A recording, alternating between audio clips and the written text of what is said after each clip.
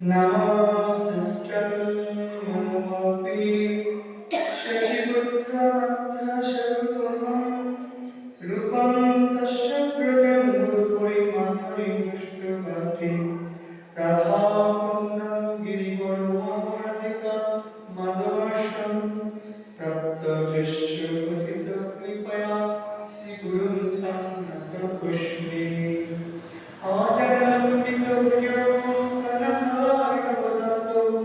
সংকীর্তনৈকবিতরো কমলায় চক্ষু বিশ্বম্ভরো দ্বিজবরো যুগধর্মফলো বন্দে জগৎপ্রিয়করো করুণাবতারো।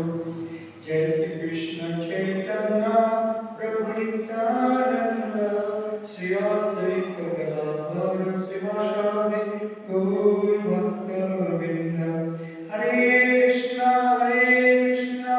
কৃষ্ণ কৃষ্ণ হরে হরে হরে রাম রাম রাম হরে হরে। আমরা গতকাল শ্রবণ করেছি সার্বভৌম ভট্টাচার্যের সঙ্গে ভগবান শ্রীকৃষ্ণ চৈতন্য মহাপ্রভু কথোপকথন। ভগবান শ্রী চৈতন্য মহাপ্রভু তিনি নীলাচল ধামে এসে সার্বভৌম ভট্টাচার্যের সঙ্গে দেখা করেন এবং দেখা হওয়া মাত্রই বলেন, আমি জগন্নাথ দর্শন করতে এসেছি এই কারণে, তুমি এখানে আছো, তোমার সঙ্গে আমার সাক্ষাৎকার করা দরকার এই কারণে। অর্থাৎ তুমি এখানে আছো, তোমার সঙ্গে আমার দরকার, এই জন্য আমি এখানে এসেছি। ভগবান ভক্তকে সবসময় বড় করেন। ভগবান তিনি ভক্তের গুণমহিমা কীর্তন করতে ভালোবাসেন। আর এইখানে সার্বভৌম ভট্টাচার্য ভগবান শ্রী চৈতন্য মহাপ্রভুকে চিনতে পারে নাই।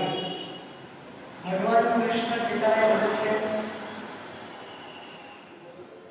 নায়মাত্মা প্রবচনেন লব্ধ ন মেধা ন বহু শ্রুতেন। আমাকে অনেক পণ্ডিত ব্যক্তি তারা জানতে পারে না, অনেক তপস্যা করেও আমাকে জানতে পারে না। যদি কেউ আমার ভক্তির চরণ কমলে শরণাপন্ন না হন। তাই সার্বভৌম ভট্টাচার্য তিনি সর্বদর্শন তত্ত্ববেত্তা, ছটা দার্শনিক সিদ্ধান্তে অগাধ পাণ্ডিত্য রয়েছে, কিন্তু থাকলেও ভগবানকে দেখে চিনতে পারলেন না। ঈশ্বরের কৃপাতে হয়তো জানাবে, সেই তো ঈশ্বর তত্ত্ব জানবে। ত্রৈগুণ্য বিষয় বেদান স্ত্রীগুণ ভবার্জন। ত্রিগুণের মধ্যে থাকলে ভগবানকে দর্শন করতে পারা যায় না। তাই সার্বভৌম ভট্টাচার্যের মধ্যে অহংকার আছে, তিনি প্রচুর জ্ঞানী, অনেক পাণ্ডিত্য তার মধ্যে রয়েছে। তাই মহাপ্রভু এসে বললেন, ওহে সার্বভৌম ভট্টাচার্য, আমি তোমার কাছে এসেছি, আমার কি করে কল্যাণ হবে, মঙ্গল হবে, তুমি তার উপদেশ বলো। তখন বললেন, তুমি কেন সন্ন্যাস নিয়েছ?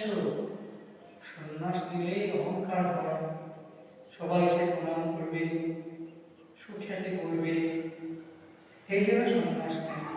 মা বলে, দেখো আমাকে তুমি সন্ন্যাসী বলে মনে করবে, আমি মনের বিক্ষেপে মাথা মুন্ডন করে কৃষ্ণকে দর্শন করার জন্য ঘুরে বেড়াচ্ছি, বাড়ি থেকে বেরিয়ে পড়েছি। তখন বলেন, ঠিক আছে, তাহলে শোনো, জীবের স্বভাব ধর্ম ঈশ্বর ভজন, জীবের স্বভাব জীবের ধর্ম ঈশ্বর আরাধন। তাহা ছাড়িয়ে আপনারে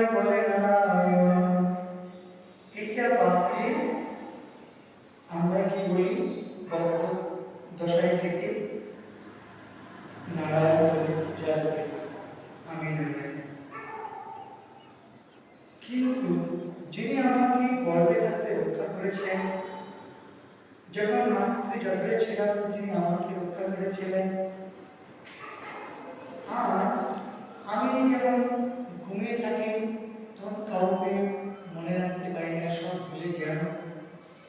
এই অবস্থা আমার, আমি কি করে বলতে পারি আমি নারায়ণ, আমি ভগবান? মায়াবাদী সম্প্রদায় অর্থাৎ শঙ্করাচার্যের মত অবলম্বীগণ তারা বলেন এই কথা, অহম ব্রহ্মস্মি, আমি বিষ্ণু, আমি নারায়ণ। এটা মায়াবাদ, এটা সঠিক সিদ্ধান্ত নয়। সার্বভৌম ভট্টাচার্য মহাকবি বলছেন, ব্রহ্মা বিষ্ণু মহেশ্বর যার পাদসেবা করার জন্য সবসময় করজোড় করে শরণাগত হয়ে রয়েছেন, আর আমরা জড়বদ্ধ জীব, আমরা কিনা বলি নারায়ণ। যার ইচ্ছা সৃষ্টি প্রলয় কার্য করে থাকেন ভগবান বিষ্ণু মহেশ্বর, তারা বলছেন আমার প্রভু গৌরসুন্দর, আমার প্রভু ভগবান কৃষ্ণ। জগতের পিতা কৃষ্ণ সর্ববেদে পর, পিতাকে ভক্তি করে সে সুপুত্র হয়। জগতের পিতা হচ্ছে কৃষ্ণ, তাকে যে ভক্তি করে, তাকে প্রিয় করে, তার উপদেশ যে পালন করে সে হচ্ছে সুপুত্র। গীতাতেও বলেছেন ভগবান কৃষ্ণ, অনাশ্রিত কর্মফলং কার্যং কর্ম করতে চ সন্ন্যাসী চ যোগী ন চ চরণ নিরগ্নি চক্রিয়। হে অর্জুন, আমি এই জগতের পিতা মাতা ধারণকর্তা পালন ও পিতামহ স্বরূপ। যিনি কর্মজনিত ফলের আকাঙ্ক্ষা না করিয়া ভাগবত প্রীতির জন্য শাস্ত্র বিহিত কর্তব্য কর্মের আচরণ করেন, তিনি বস্তুত সন্ন্যাসী, তিনি বস্তুত যোগী, তিনি শুদ্ধ ভক্ত। অগ্নি হত্যাদি বৈধকর্ম পরিত্যাগ করিয়াছেন, তিনি সন্ন্যাসী নন। যিনি শরীর কর্ম পরিত্যাগ করেছেন, যোগী নহেন। তাহলে যিনি নিষ্কামভাবে ভগবানকে খুশি করার জন্য ভগবানের চরণ কমলে শরণাগত, তারাই হচ্ছেন যোগী, তারাই হচ্ছেন ভক্ত, তারা হচ্ছেন সন্ন্যাসী। তাই এখানে গীতাতেও বলেছেন ভগবান কৃষ্ণ, নিষ্কাম হয় যে করে কৃষ্ণ ভজন তাই বলে যোগী বা সন্ন্যাসী ভক্ত। নিষ্কাম হতে হবে, কিন্তু যারা মায়াবাদী সন্ন্যাসী তারা তো কোনো নিষ্কাম নয়, তারা নিজেকে লাভ প্রতিষ্ঠা পাওয়ার জন্য সবসময় মানে আকাঙ্ক্ষা করছেন। তাহারা যে বলে ধর্ম কর্ম সদাচার ঈশ্বরের যে পৃথিবীতে সম্মত সভা, সেটাই ধর্ম, সেটাই কর্ম। যে ধর্ম আচরণ করে ভগবান প্রীত হয়, যে কর্ম দ্বারা ভগবান প্রীত হয় সেটাই কর্ম। ধর্ম ও কর্ম দুই প্রকার, এটা নিত্য আর অনিত্য বা নৈমিত্তিক। তাই নিত্য ধর্ম, নিত্য কর্ম আমাদেরকে আচরণ করতে হবে, সার্বভৌম ভট্টাচার্য মহাকবি বলছেন। তাহার এই বলি বিদ্যা মন্ত্র অধ্যয়ন কৃষ্ণ পাদপদ্মে যে স্থির করে মন। বিদ্যা ও মন্ত্র অধ্যয়নের দ্বারা কৃষ্ণ পাদপদ্মে যদি মন স্থির হয়, তবে সেই বিদ্যা সার্থক, সেই মন্ত্র জপ সার্থক। সেই সে বিদ্যার পথ জানিও নিশ্চয়, যদি কৃষ্ণ পাদপদ্মে চিত্তবৃত্তি হয়। সবার জীবন কৃষ্ণ জনক সবার, কেন কৃষ্ণ না ভজে সব ব্যর্থতা। সবার জীবন হচ্ছে কৃষ্ণ, সবার পিতা হচ্ছে কৃষ্ণ, এরকম কৃষ্ণকে যে না ভজে তার সব কিছু ব্যর্থ। যদি বলো শঙ্করের মত সেই নয়, তার অভিপ্রায় দাস্য তারই মুখে পাবে। শঙ্করের উঠবে কি? শঙ্করাচার্য বলছেন জগতে সবই হচ্ছে কৃষ্ণের নিত্যদল। এইটাকে পরবর্তীকালে আচার্যগণ ভুল ব্যাখ্যা করেছেন। জগতে ঈশ্বর ভেদ নাই, সর্বময় পরিপূর্ণ আছেন সবটাই। ভগবান কৃষ্ণ সমস্ত বস্তুর মধ্যে রয়েছেন, সব জীবের মধ্যে তিনি রয়েছেন, তিনি পরিপূর্ণ, তিনি হচ্ছেন স্বতন্ত্র। যদ্যপি জগতে ঈশ্বর ভেদ নাই, সর্বময় পরিপূর্ণ আছেন সবটাই, তিনি সব জায়গায় বিরাজমান। তবু তোমার হইতে সে হইয়াছি আমি, আমার হইতে তবু নাই হইয়াছ তুমি। আমরা সবাই কৃষ্ণের থেকে এসেছি, কৃষ্ণেতে লয় লজ্জাতি, কৃষ্ণের থেকে এসেছি, আবার কৃষ্ণের থেকে আমরা লয় প্রাপ্ত হব। এই জন্য জগতের জগতে জগতে কৃষ্ণ রয়েছে, জগৎ কৃষ্ণের মধ্যে রয়েছে, আমরাও কৃষ্ণের মধ্যে রয়েছে। জগৎ আমাদের রয়েছে না, আমি জগতে। ভগবান বলছে তবু তোমার হইতে হইয়াছি আমি, আমার হইতে নাই তবু হইয়াছ তুমি। যেমন সমুদ্রে তরঙ্গ লোকে বলে, তরঙ্গের সমুদ্র কোনো কালে নয়। সবাই বলে সমুদ্রে ঢেউ পাত্র, কেউ বলে নাকি তরঙ্গের সমুদ্র বা ঢেউয়ের সমুদ্র। অতএব জগতে তোমার তুমি পিতা, ইহলোক পরলোক সব তুমি রক্ষিতা। জগতে কৃষ্ণ হচ্ছেন পিতা, সবকিছু রক্ষাকর্তা, পালনকর্তা তিনি। গীতাতেও তিনি বলেছেন ক্ষিপ্রাঙ্গবতে ধর্মাত্মা শরৎছাত্রে নিরচ্ছতি অন্তের প্রতি জানি নামে ভক্ত বিনাশতি। আমার ভক্তের কোনো কখনো বিনাশ হয় না। সার্বভৌম ভট্টাচার্য মহাপ্রভু শোনাচ্ছেন, কিন্তু তিনি বুঝতে পারেন না যে ভগবান শ্রীকৃষ্ণ চৈতন্য মহাপ্রভু তিনি আদি পুরুষ।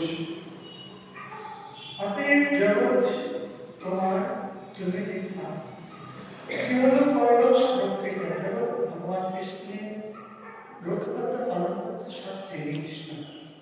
যা হইতে এই জন্ম যে করে পালন, তারে না ভাবে বর্জ্য সৃজন। জগৎ যিনি সৃষ্টি করেছেন, যার থেকে আমরা জন্মগ্রহণ করেছি, যিনি আমাদের পৃথিবীতে পাঠিয়েছেন, তবে নিজে জন কোন মহাজ্ঞানী পাঠাইয়া দিলে তিনি ভক্তিটুকু দান করছেন। জগতে সব কিছুর পিছনে নিয়ন্ত্রণকর্তা ভগবান কৃষ্ণ। এই শঙ্করের বাক্য, এই পবিত্র ইহা না জানে মাতা এখানে শঙ্করজি এই কথা বলেছেন যে জীব কৃষ্ণের নিত্য দাস, কিন্তু ওই কাব্যকে ব্যাখ্যা করেছে সন্ন্যাসী হইয়া বীরবন্দী নারায়ণ নারায়ণ বলিবে প্রেম ভক্তি জীবন। সন্ন্যাসীগণ সবসময় নারায়ণ নারায়ণ বলবে, প্রেম ভক্তি যদি প্রেমের সঙ্গে বলবে, প্রীতির সঙ্গে বলবে। না বুঝিয়া শঙ্করাচার্য অভিপ্রায় ভক্তিশালী মাতা হইয়া সরকারের সিদ্ধান্ত, না বুঝে মাথা মুন্ডন করে সন্ন্যাস নিয়ে নিজেকে নারায়ণ নারায়ণ করে। কিন্তু নারায়ণকে সকলের পিতা।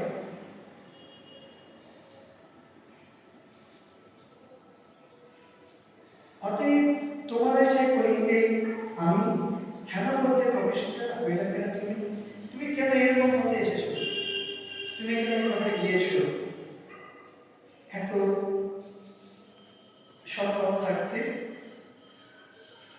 যদি কৃষ্ণ ভক্তি যোগে করিব উদ্ধার, তবে শিক্ষা সূত্র থেকে কোন লক্ষ্য যদি বলো মানবেন্দ্র আদি মহাভারত, তাহারও হয়েছে শিক্ষা সূত্র ত্যাগ।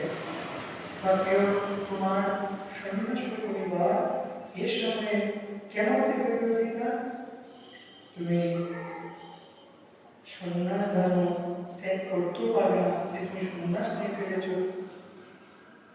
কিন্তু দেখো যারা আমি সন্ন্যাস ধর্ম গ্রহণ করেছিল, সেসব মাহাত্ম শেষ ত্রিঘাত বয়সে ব্রাহ্মরস ভূমিকা সে করল সন্ন্যাস।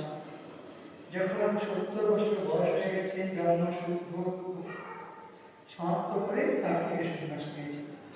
প্রথম যৌবনে প্রবেশে তোমার কেমন সন্ন্যাস হয়েছে, তোমার প্রথম যৌবন বয়স